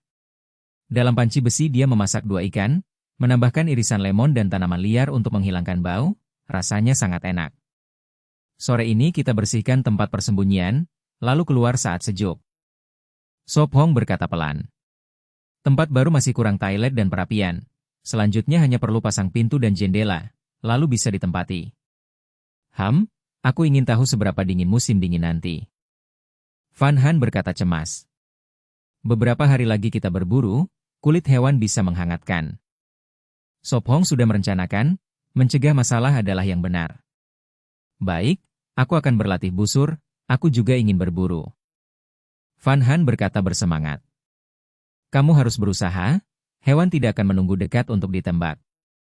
Sophong tersenyum menggoda. Van Han memerah dan berkata polos, pasti ada 1-2 yang bodoh dekat. Hahaha, semoga ada binatang bodoh datang ke sini. Sophong tertawa. Aku akan mengenai buruannya. Van Han memutar matanya. Sebenarnya, jika ada buruan, dia masih membiarkan Sophong bertindak, karena peluangnya lebih besar. Setelah makan siang mereka masing-masing mengambil sapu ranting, menyapu abu di tempat baru. Di luar matahari terik, di dalam lebih sejuk. Srek. Ranting menggaruk lantai, menyapu abu, menampakkan permukaan abu-abu. Aku ambil air untuk cuci. Van Han mengerutkan alis, mengusap dinding dan menodai tangannya dengan jelaga. Dia membawa kendi mengambil air, dinding dalam terlalu hitam, tersentuh langsung mengotori baju. Sophong sementara itu menggulung rumput kering jadi bundel oval, diikat erat sebagai alat gosok, karena mereka tak punya kain. Gadis itu segera kembali membawa kendi penuh air. Pakai ini gosok. Sophong memberinya bundel. Baik. Van Han mencelupkan, menggosok dinding hitam. Srek. Rumput basah menggosok dinding, jelaga menempel di daun. Masih sangat bersih. Van Han tersenyum, melepaskan lapisan jelaga tebal. Kamu gosok bawah, aku yang atas. Sophong mengurus dinding tinggi. Baik. Van Han menjawab, jongkok menggosok dinding sudut. Tempat ini kemungkinan lama, mereka menganggapnya rumah. Mereka menggosok lebih dari 1 jam, membersihkan dinding dan lantai. Terlihat lebih bersih. Van Han berkata senang. Setelah kering, besok kita pindah. Sophong berkata, melihat dia suka. Sophong, kita perlu buat pagar duri? Van Han bertanya. Dia suka pagar lama, terasa aman. Ya, pagar akan lebih aman. Sophong berencana membangun pagar besar sekeliling, jadi halaman, beda dengan yang lama. Pagar duri perlu, kalau beruang datang, tempat ini tak akan kuat. Bagaimana kalau pindahkan pagar lama ke sini? Mata Van Han berbinar. Sophong terdiam, lalu menggeleng, lebih baik biarkan, kita pakai tempat itu untuk memelihara kelinci, lebih aman. Hampir lupa kelinci. Van Han menjulurkan lidah genit. Ayo, cuaca lebih sejuk, kita potong rumput kering. Sop Hong keluar, matahari condong barat. Bayangan menunjukkan jam 4, atap tanah liat selesai, lapisan ketiga rumput bisa tutup. Baik. Van Han kembali, mengambil pisau pendek dan topi lebar, mengikutinya. Baik. Sop Hong tersenyum, menuntunnya ke hutan berbatu. Setelah beberapa saat, Sop Hong memikul bundel besar rumput kering, menjepit satu lagi di lengannya. Gadis itu mengikuti, satu tangan menarik rumput, satu tangan memegang ranting bunga. Dia memutuskan menyelesaikan atap dulu lalu istirahat, memanjat. Tangga ke atap tanah liat, masih panas oleh matahari. Van Han, berikan rumputnya. Dia memanggil. Baik. Van Han mengikat bundel dengan tali agar ia tarik. Sop Hong memanjat perlahan, meratakan rumput di atap, menumpuk tebal. Setelah 1 jam atap tertutup. Dia mengambil kayu pinus, mengikat berpasangan, menaruh di puncak, menahan rumput dari angin. Dengan begitu, tempat baru selesai 2/3. Bab 195, Panggilan Bantuan. Suara gemerisik terdengar di semak. Liu Yemng dan Liu Yetu menyingkirkan sulur yang menghalangi, perlahan memanjat ke puncak bukit lalu berhenti di tumpukan batu. Aku sangat lelah, tidak bisa berjalan lagi. Liu Yemng yang berkeringat duduk bersandar pada batu besar. Liu Yetu terengah, duduk di samping dan berkata lemah, istirahat, hanya sebentar. Penglihatannya gelap, tanda kelelahan parah. Menembus hutan menguras tenaga, bahkan Liu Yemng hampir tak kuat, apalagi Liu Yetu. Mereka memanjat dari kaki bukit, butuh lebih dari setengah hari dengan banyak berhenti. Air juga hampir habis. Ia melepas sepatu jerami, mengangkat kaki dan melihat 2 lepuh di telapak, sudah lecet. Kalau begitu kita istirahat malam ini, besok lanjut. Liu Yetu yang letih mengambil tabung bambu dari keranjang, membukanya dan meneguk sedikit. Kakak, aku juga mau. Liu Yemng menatapnya, airnya sudah habis. Liu Yemng menerima tabung, hendak meneguk banyak, tapi ragu dan hanya meneguk sedikit membasahi tenggorokan. Ia memandang langit yang gelap dan bertanya, Kakak, apa yang harus kita lakukan sekarang? Cari tempat aman dulu untuk malam ini. Liu Yetu merasa tak berdaya, menatap sekeliling asing. Di sana, ada celah batu besar. Liu Yemng miringkan kepala, menunjuk. Memang ada batu besar membentuk celah. Ayo kita lihat. Mata Liu Yetu berbinar, ia berdiri dan berjalan membawa keranjang. Liu Yemng cepat mengenakan sepatu, mengambil keranjang dan mengikutinya dengan sakit. Beberapa menit kemudian mereka masuk ke celah. Hanya ada 1 pintu, cukup untuk berbaring bersama. Kita bermalam di sini. Liu Yemng setuju. Liu Yetu meletakkan keranjang, memegang pisau militer dan berkata, kita harus cari kayu dan rumput sebelum gelap. Api dibutuhkan, dan rumput untuk alas. Baik. Liu Yemng membawa busur, mengikuti kakaknya. Saat menatap sekitar, tiba-tiba melihat asap di hutan jauh. Terganggu, ia menginjak batu longgar, tergelincir dan jatuh. Aduh, sakit. Liu Yemng meringis. Liu Yetu terkejut. Apa yang terjadi? Kakiku terkilir. Liu Yemng duduk menopang, tangan lain memegangi pergelangan kaki kiri, tampak menyedihkan. Pergelangan merah, disentuh terasa sakit. Kenapa ceroboh sekali? Liu Yetu jongkok membantu. Aku tadi lihat asap di sana, jadi lengah. Liu Yemng berkata sedih, menunjuk. Asap? Liu Yetu melihat dan benar-benar ada. Pasti peserta lain, apa kita pergi lihat? Liu Yemng bersandar padanya. Besok saja, kakimu begini tidak kuat. Liu Yetu menghela napas, menuntunnya kembali. Terlihat dekat, tapi bisa butuh setengah hari. Aku bisa tahan, kita tidak boleh menyerah. Liu Yemng menggigit bibir tegas. Belum tahu apakah tendon cedera, jika ia berbahaya. Liu Yetu melepas sepatunya dan memeriksa. Sepertinya tidak parah, kita tidak perlu pergi. Liu Yemng pura-pura tenang, perlahan menggerakkan pergelangan. Kakak, cepat cari kayu, kalau tidak malam ini susah. Liu Yemng mendesak. Ya, kau diam, aku cari kayu. Liu Yetu menjawab dan berlari ke hutan. Hati-hati. Liu Yemng berseru. Aku tahu. Liu Yetu menjawab, segera menemukan banyak ranting kering. Liu Yemng duduk di batu, menatap asap sambil bergumam. Siapa ya itu? Malam turun, Liu Yetu kembali dengan kayu dan rumput. Dengan batu api segera menyala menerangi. Malam ini hanya ada mangga untuk dimakan. Liu Yetu menghela napas. Sudah terlambat mencari sayur dan air minim. Apakah kakimu masih sakit? Liu Yetu memeriksa dengan cahaya api. Bulu mata Liu Yemng bergetar, ia tersenyum. Sudah tidak sakit. Jangan pura-pura kuat.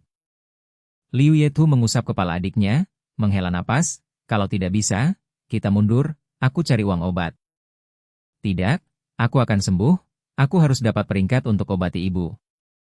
Liu Yemng menunduk, mengunyah mangga hambar. Baiklah. Liu Yetu mengangguk, menambah kayu ke api. Ia memutuskan menunggu besok, melihat kondisi kaki adiknya atau minta bantuan, kalau tidak mundur. Dalam siaran langsung, komentar berdatangan. Apakah mereka akan mundur? Dua gadis mampu bertahan sejauh ini sudah sulit. Bab 196, Krisan tidak perlu lagi menderita. Indah sekali. Liu Yemong bersandar pada batu, menengadah ke langit malam. Dari puncak bukit pandangan meluas, langit berbintang terbentang tanpa batas. Liu Yetu menggenggam pisau militernya, menatap sekitar, lalu berkata pada adiknya, hari ini kita sangat lelah, kau harus tidur lebih awal, aku berjaga. Tidak, aku juga mau berjaga. Liu Yemong menggeleng. NK Box. Kakimu terluka, perlu istirahat untuk cepat pulih. Liu Yetu berkata tegas. Liu Yemong manyun, bersikeras, tapi kau juga lelah, tanpa tidur besok tidak punya tenaga berburu.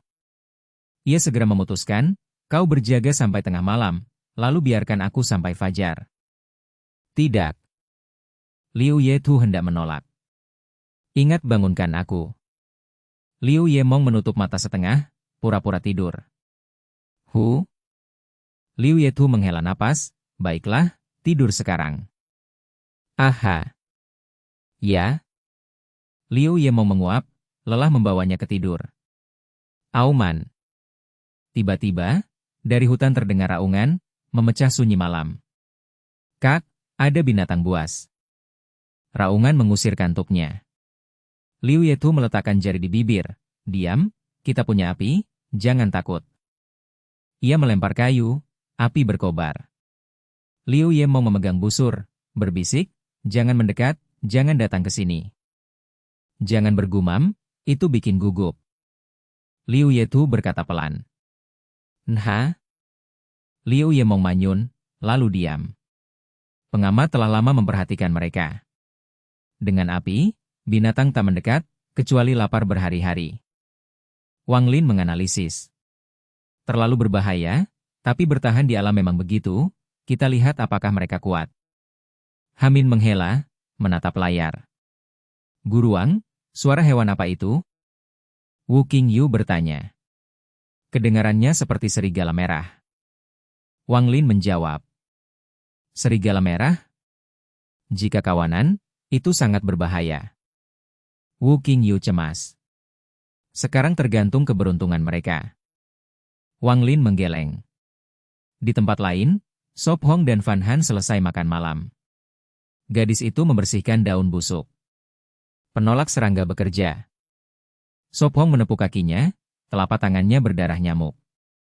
Tak ada bahan buat lagi, besok aku cari. Katanya pasrah. Sepertinya kita hanya bisa tidur di kantong. Fan Han menghela napas. Jaga api, nyamuk tak berani dekat. Sop Hong cepat berkata. Ya. Fan Han mengangguk, menaruh daun busuk di dekat api. Besok kita pindah, tempat baru harus disiapkan. Sop Hong berpikir, menggambar denah di tanah. Segera ia menggambar pintu kayu persegi panjang. Ia kumpulkan kayu, ukur sekitar 1,7 meter, memotong sama panjang. Andai ada paku besi. Ia menghela. Ia ikat kayu dengan tali. Kayu terakhir pinus 2 meter, satu ujung tertanam, ujung lain terikat di dinding batu, bambu jadi poros. Ia tambah 4 kayu 2 meter di atas dan bawah agar kokoh. Selesai. Ia menepuk tangan. Lalu ia membelah bambu, mengiris tipis seperti tusuk gigi. Sophong, kau buat apa? Van Han bertanya. Membuat kertas butuh alat. Ia menjawab, membelah bambu. Ia menyiapkan lebih awal, butuh banyak irisan. Ah, kau mau buat kertas? Van Han terkejut. Pagi tadi aku rendam kulit kayu eukaliptus, itu untuk kertas. Ia menjelaskan. Kulit kayu akan lunak beberapa hari. Kapan kau belajar? Kenapa aku tak tahu? Van Han kaget. Aku belajar online, sederhana, kau lihat nanti. Sophong tersenyum. Membuat kertas memang mudah, apalagi setelah ia dapat pengalaman. Dengan kertas, apakah kita tak perlu lagi pakai tongkat atau daun di jamban? Krisan tidak perlu lagi menderita. Bab 197, bersiap pindah ke rumah baru. Perlahan membuka matanya, Sophong melihat tanda merah di dahi dan wajahnya, bekas gigitan nyamuk semalam. Dia menoleh ke gadis yang memeluknya, tersenyum lembut, dan dengan hati-hati melepaskan diri dari tangan dan kakinya sebelum keluar dari kantong tidur. Setelah berpakaian, dia keluar dari tempat persembunyian dan memerintahkan dalam pikirannya, tandai. Sebuah layar simulasi muncul, angka 26 bersinar. Hanya tersisa 2 hari. Dia berbisik dan menarik kembali layar. Hal menarik lainnya adalah paket hadiah bulanan yang akan datang. 973. Hadiah 7 hari sudah memberi banyak barang bagus, paket bulanan pasti lebih baik. Meregangkan punggungnya, dia mendorong pintu berduri, memeriksa sekeliling, lalu pergi ke parit untuk mencuci muka dengan air dingin, menyegarkan dirinya. Sophong, hari ini kau bangun lebih awal. Van Han menguap sambil keluar. Matahari hampir mengeringkan pantatmu. Dia menjawab dengan senyum. Aku akan menyiapkan sarapan dulu. Dia memutar matanya dan masuk mengambil panci. Pasang jendela dulu. Setelah mencuci muka, dia merasa bersemangat, siap bekerja. Dia membawa jendela yang sudah dibuat dari gubuk kayu ke tempat baru. Mencampur tanah liat dengan air, dia mengoleskannya pada bingkai dinding yang disediakan. Kelihatannya bagus. Dia mengangguk, memasang jendela, tanah liat menahannya dengan kuat. Saat ditarik masih longgar, jadi dia menambahkan pasak bambu hingga kokoh. Selanjutnya pintu utama. Dia menggali lubang di lengkungan batu, mengangkat pintu kayu, menanamnya, memasang engsel bambu, dan mengikatnya dengan tali. Sekarang aman. Dia mencobanya, ringan dan mantap. Tanpa pagar, pintu kuat itu sangat penting. Van Han melambaikan sendok bambu, Sophong, sarapan. Datang. Dia menjawab. Ini akan menjadi makanan terakhir di tempat lama, karena dia berencana membangun perapian di dinding rumah baru. Dia mencuci tangan, masuk, tapi dia mengerutkan alis, memberikan sumpit, kau belum sikat gigi kan? Klak-klak. 5 menit kemudian dia kembali, dan dia tertawa kecil menyajikan makanan. Sarapan hari ini adalah sayuran liar dengan beri, kulit daging dingin, dan sup daging rusa dengan jamur. Makanan melimpah, keduanya kenyang, tapi dia makan semangkuk tambahan karena pekerjaan berat. Setelah makan, dia melanjutkan NK-box. Dia memindahkan batu datar ke toilet baru untuk menyesuaikannya. Lantainya setengah tanah liat terbakar, dan di dinding ada lubang besar yang terhubung ke saluran pembuangan, tempat untuk kebutuhan mereka. Tanpa semen di luar ruangan, itu yang terbaik. Van Han datang, Sophong, biar aku bantu. Tidak buruk, tapi aku punya keraguan. Dia melihat-lihat, jauh lebih baik daripada gubuk kayu lama. Keraguan apa? Tanya dia. Tidak ada pintu, apakah baunya akan menyebar ke tempat tinggal? Dia memerah. Aku lupa itu. Dia tertawa canggung, memikirkan pintu utama dan melupakan ini. Dia membuat pintu kecil, menutup celah dengan tanah liat. Bang-bang.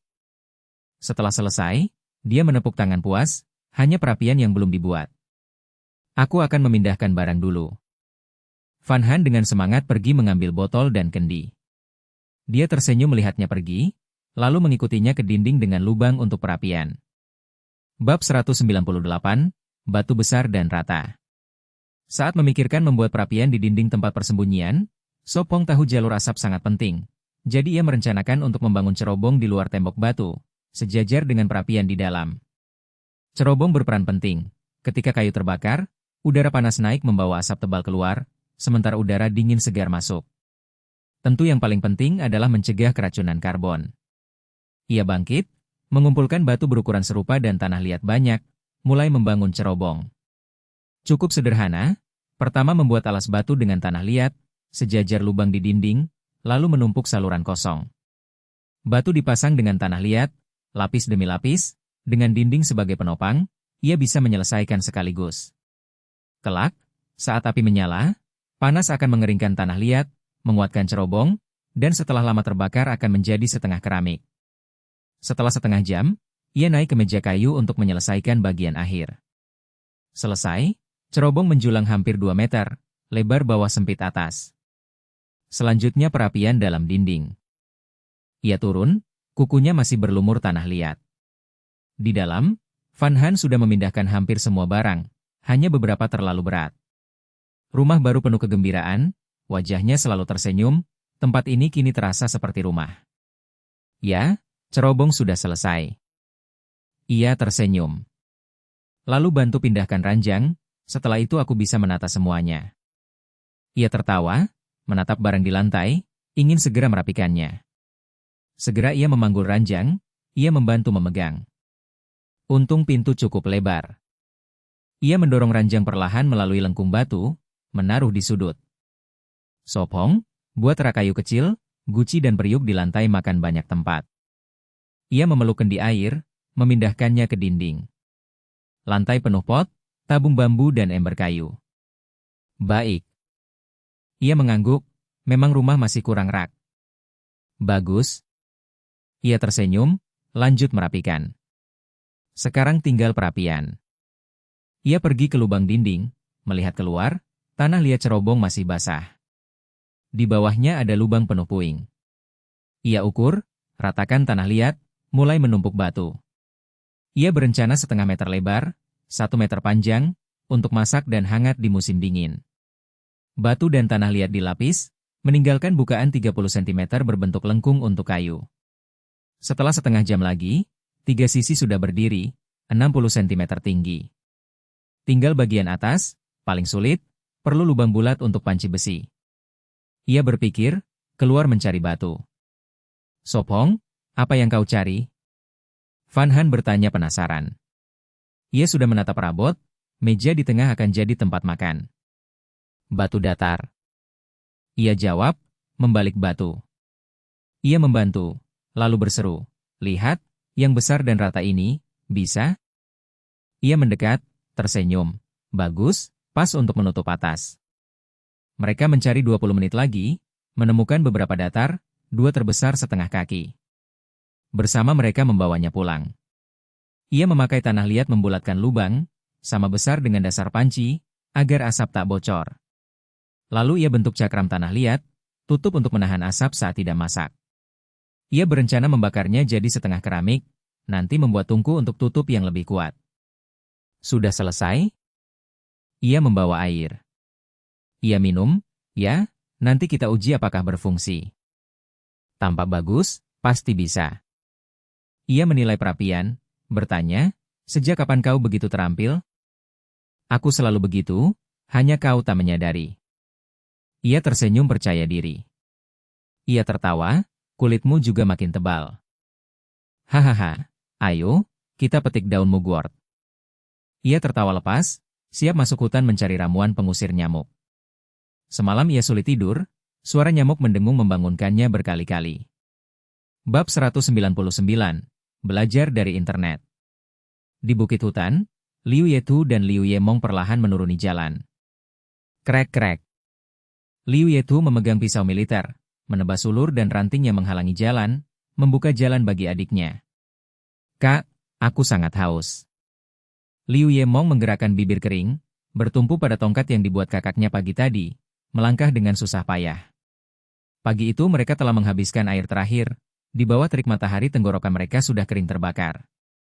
Tahan, sampai kaki bukit mungkin kita temukan sumber air. Liu Yetu menjawab putus asa, tenggorokannya sendiri terasa panas. Berapa lama lagi kita bisa turun? Liu Yemong berbisik, satu tangan memegang tongkat, melompat dengan kaki kanan yang sehat. Kaki kirinya bengkak dan memar, tapi sakitnya lebih ringan dari kemarin, membuatnya lega. Jelas tidak ada tendon yang rusak, dengan istirahat ia akan sembuh, mereka masih bisa bertahan. Sepertinya butuh 2 jam lagi. Liu Yetu menebas ranting di depan, meski sudah terlihat hutan di bawah, jaraknya masih jauh. Selain itu harus membersihkan jalan, kalau tidak Liu Yemong takkan sanggup mengikuti, langkah makin lambat. Awalnya Liu Yetu ingin membawa keranjang adiknya, tapi ditolak, sebab 2 keranjang tak bisa sambil membuka jalan. Akhirnya setengah mangga dibagi untuk meringankan beban. Liu Yemong mengangguk, hati-hati melangkah dengan sandal jerami rusak. Mau istirahat sebentar? Liu Yetu bertanya. Baik. Liu Yetu mengangguk, lanjut menebas jalan. Hampir 2 jam kemudian, mereka sampai di kaki bukit dan beristirahat di hutan. Liu Yemong mengambil mangga, ragu lalu meletakkannya lagi, ia terlalu haus, buah itu tak bisa dimakan. Ia menoleh, menemukan sesuatu baru, berkata, Kak, lihat, bunga-bunga itu indah. Bunga? Liu Yetu menoleh, mengikuti arah jari adiknya. Di depan ada tanaman lebih 2 meter, daunnya seperti pisang tapi ujungnya ungu, penuh bunga merah. Apa ini? Liu Yetu mengernyit, merasa familiar, lalu sadar, itu kana India. Bunganya indah. Liu Yemong berbisik. Krek. Liu Yetu memotong 1 batang dan memberikannya. Ambil, kalau suka. Liu Yemong tersenyum, mencium harum lembut. Kakaknya lebih peduli nilai riset daripada keindahan. Aku cari air di sekitar. Liu Yetu berkata tanpa minat. Mari bersama, di sini tak ada yang bisa dimakan. Liu Yemong berdiri dengan tongkat, menaruh bunga di keranjang. Liu Yetu menopangnya, medan lebih mudah dilalui. Mereka berjalan 15 menit, menemukan lagi. Kak, itu jamur kuping kayu? Liu Yemong menunjuk batang busuk penuh jamur hitam. Ya, jamur kuping. Mata Liu Yetu bersinar. Kak, ada orang ke sini, ada jejak. Liu Yemong berseru, melihat jejak jelas di tanah dekat batang busuk. Sepertinya perkemahan peserta lain tidak jauh. Liu Yetu berkata serius. Ia meneliti, menemukan banyak jejak dan bekas jamur dipetik. Apakah kita cari mereka? Liu Yemong menyarankan. Ke arah ini tak ada tanda air. Liu Yemong menghela napas, berdiri dengan susah. Mari ke timur, lihat ada apa. Liu Yetu menunjuk lalu menuntun adiknya. Beberapa menit kemudian, mereka tiba di jurang penuh pisang hutan. Ada pisang hutan di sini. Liu Yetu berseru gembira. Liu Yemong berteriak, Kak, aku juga lihat pisang. Ayo, ke sana, aku tahu cara mendapatkan air. Liu Yetu berkata semangat, menuntun adiknya ke rimbunan. Cara apa? Liu Yemong bertanya ragu, tak melihat air. Ia berlutut, menebas batang pisang di akar. Boom. Lalu menebas batang lain. Baik, sebentar lagi ada air. Liu Yetu berkata tenang, cara ini ia pelajari dari internet. Belajar dari internet. Liu Yetu mengulang, membelah batang untuk mengambil inti putih dan memberikannya pada adiknya. Bab 200, Kakak, di sana ada asap. Dia menggali setengah inti pisang, lalu menggigitnya, menarik serat putih dari potongan. Apakah ini bisa dimakan? Liu Yimeng bertanya, percaya pada kakaknya. Dia juga menggigit, mengunyah beberapa kali, dan menemukan inti menyegarkan, tenggorokan basah dan tubuh lega. Kita selamat. Liu Yizu menghela napas, mengunyah inti, sementara haus reda. Keduanya beristirahat di dekat pisang, dan Liu Yizu kadang mengangkat daun, melihat air merembes dari batang. Liu Yimeng berharap, kakak, beri aku sepotong lagi. Krek. Liu Yizu memakai pisau militer, memotong batang lain, mengambil inti putih, membaginya, memberi separuh pada adiknya. Setelah lama makan rumput liar dan mangga, akhirnya rasa lain. Liu Yimeng mengunyah senang, serat di bibir. Mari kita istirahat, lalu cari air, mungkin tempat ini cocok bersembunyi, kata Liu Yizu. Ya. Liu Yimeng mengangguk, mulut penuh. Hampir 2 jam kemudian, Liu Yizu membuka daun menutup batang, dalam lubang setengah penuh air. Masih haus? Tanya dia, siap bambu. Makan inti, sudah tidak haus. Liu Yimeng melambaikan tangan. Melihat bambu hanya penuh sekali, dia mendesah, kakak, menebang 2 pohon untuk air sedikit ini, bukankah boros? Di alam tanpa air, hanya begini, tapi pisang akan tumbuh tunas lagi lebih setahun, jelas Liu Yizu. Petani juga menebang setelah panen untuk tunas baru. Oh begitu. Liu Yimeng mengangguk. Di ruang observasi, Hamin, Ngotin Nguyet dan lain menonton. Pisang bisa beri air, pertama kali aku tahu. Ngotin Nguyet berseru. Di alam, bila tidak ada air, cara ini bisa. Fuang Lam mengangguk, dia sudah tahu. Hamin mengernyit, mereka tampak akrab dengan hutan pisang itu. Sekarang Guru Ha ingatkan, memang terasa pernah dilihat. Ngotin Nguyet mengernyit, tidak ingat di mana. Dengan banyak adegan, sulit ingat semua. Ah, aku ingat, hutan itu muncul di siaran Sop Hong. Ngotin Nguyet sadar. Apakah mereka akan bertemu Sop Hong? Matanya bersinar. Hamin penasaran, aku ingin tahu bagaimana saat keempatnya bertemu. Aku tebak Sop Hong akan membantu. Ngotin Nguyet menduga. Aku rasa tidak, meski punya banyak makanan, tambah 2 orang tidak cukup. Fuang Lam menyilangkan tangan. Manusia egois, dengan hadiah besar, membantu berarti besarkan saingan. Ngotin Nguyet mengernyit, tidak semua egois. Tidak pasti, Sop Hong dan Yun Han punya daging cukup lama, tapi tambah 2 tidak cukup, kata Fuang Lam yakin. Sop Hong dan Yun Han hidup baik, tapi dengan 2 lagi berbeda. Dia percaya mereka tidak akan terima saudari. Kalau tidak, musim dingin takkan tahan, 4 mulut habiskan lebih banyak. Si kembar bertahan sampai kini sudah hebat, dibanding banyak lainnya. Selain itu, mereka tidak tampak bergantung. Mungkin menyingkirkan lebih banyak pemain bagus, kenapa tidak? Fuang Lam mengangkat bahu. Bertahan hidup bukan rumah, kenyataan keras. Liu Yimeng dan Liu Yizu naik dari celah. Kurang 2 jam lagi malam. Liu Yizu melihat langit, cahaya berkurang. Ayo cepat, lebih baik temukan air sebelum gelap. Liu Yimeng membawa keranjang, berjalan dengan tongkat. Lewat sini, ikuti jejak, kita temukan air. Liu Yizu menunjuk. Itu jalan kecil dibuka orang lain, ranting dipotong, tanda camp dan air. Ayo cepat. Liu Yimeng setuju, jalan duluan. Lebih sejam kemudian, matahari turun ke barat, langit tertutup debu. Kakak, sudah gelap tanpa air, kita cari tempat bermalam? Liu Yimeng menyarankan. Terus maju, tidak bisa di sini. Liu Yizu khawatir, malam berbahaya. Mereka berjalan hampir 2 jam lagi, lambat karena kaki lemah Liu Yimeng. Menggigit bibir, dia tiba-tiba melihat asap naik di kejauhan. Dia berseru, kakak, di sana ada asap.